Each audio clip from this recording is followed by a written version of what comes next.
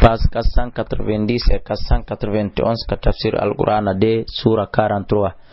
Walladhi odo Allah jo nazzala jippinɗo mina samai tika sama ma andiyam bi qadarin e ɓore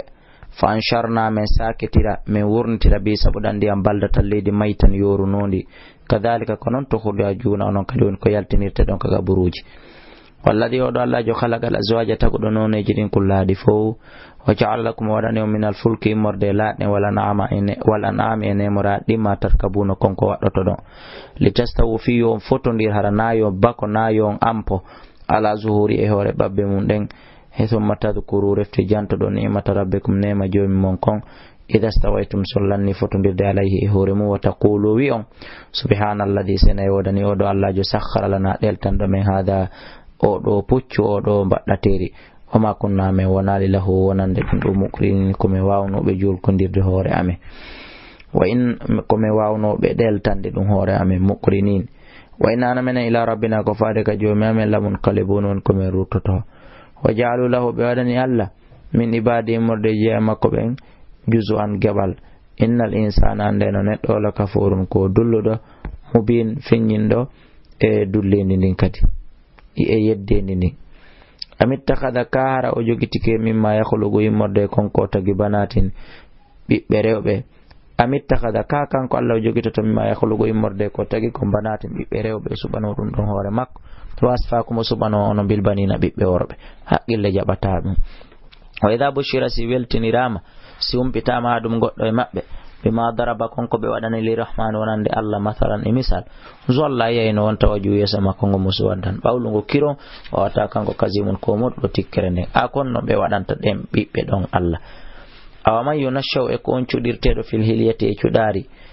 ara ko bere ko cuɗawo laɓa wawata kanko fil hisami fi wenjugol yewtere gayre mubin wona o laɓɓinowo ko on Allah suwato o wa ja'alul malaikata ɓe waɗi malaika ɓen kadi alladina ɓen humɓe kañum ibadu rahman ko ɓe jiyaɓe Allah ɓe waɗi ɓen kadi inasan rewɓe Allah wi a shahidu e ɓe seedino woni halkam tagugol ɓe ha ɓe wona jiwɓe so tuktabo a windata shahadatum seede yagal maɓɓe ngal wa yusaluna ɓe landite wa qala ɓe inni law sha rahman sallah no yiɗuno ma abadnahum menen men rewatano ɗi sanamuji Allah ma lahum alanaɓe bidhalika ko ɓen wolde ɗon ko min ilmin imorde gandal in hum ɓe wonal illa yakhrusun so na ɓe hottade fena am ataynahum kamen addani ɓe on kitaban deftere min qabli ko adi ndeɗo fahum tawa kamɓe bihi e mayre mustamsikuna ko ɗon ɓe ƴettude ɓe jogito ɓe gollitira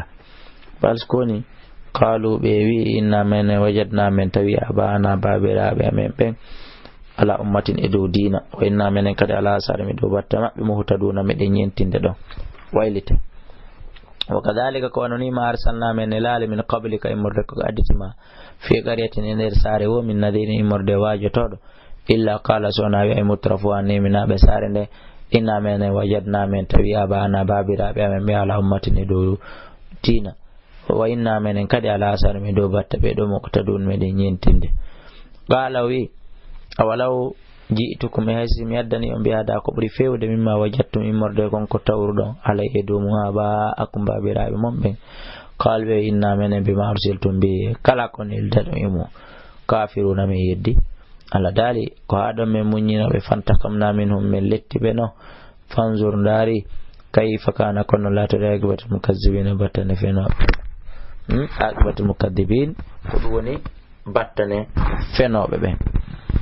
wa idh qala ibrahimu ante tumana nabi ibrahima ma kanno le abiɓe makko komi yimɓe makko ɓe innani min de bara'un komi woɗɗitiɗo dandini min ma ta'budun immorde ko ko ɓe rewde baqi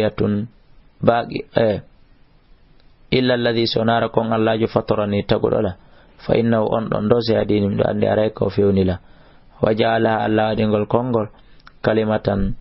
konngol baqiyatan heddotongol fi aqibihi e nder battane maggol on e nder walode maggol on la'allam no gasa kamɓe jiwna ɓe rototo bals ko woni mattatu mi dakmiti tun ha ulai ɓeɗo wabahum kamɓe babiraɓe maɓɓe hatta jahum ha ariɓe alhaɓugonga kan wa rasulun ene laaɗo mo bini ɓanguɗo lamma jahum tomo darnoɓe alhaɓugonga kan qalu ɓe inni hada minni qalu ɓe wi hada ɗum ɗo sirun ko mbiliw wa inna minen bi en gum bilew kafiruna min yeddi wa qalu bi lawla nuzila an jippine hada alqur'ana ndeɗo alqur'anare ala rajulin e dow gorko go minal qaryatani murde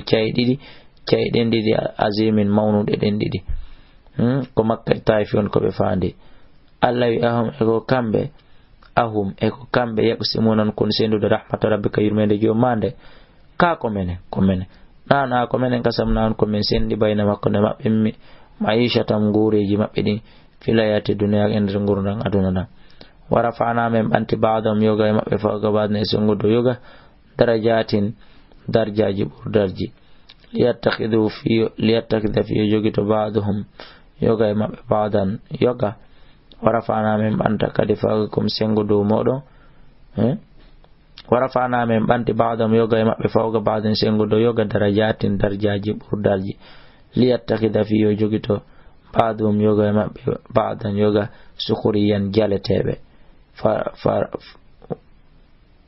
wa rahmatu rabbika ko yurmede jomi maɗa ni khayrun ɓuri moƴƴude mimma yajma'una e morde gon ko ɓe moɓata khayrun ɓuri moƴƴude mimma yajma'una e morde kala ko ɓe moɓata walawla an yakuna nas sonano fi wata yimɓe ɓen wonu sonano fi wata yimɓe ɓen laato ummatan wahidatan mofte goote Allah dalla jalna men waɗanayno liman yakfuru kala yeduɗo bi rahmani Allah me waɗanayno mo libu yutim cuuɗe maɓɓe ɗin daalon fo shugufan hara ko hippudi kange min fiddaten imorde kalse wa ma'arija yawruɗe ɗen fop escalier ji ɗi legoy ala yaade ɓe rewata ɗin e hoore mum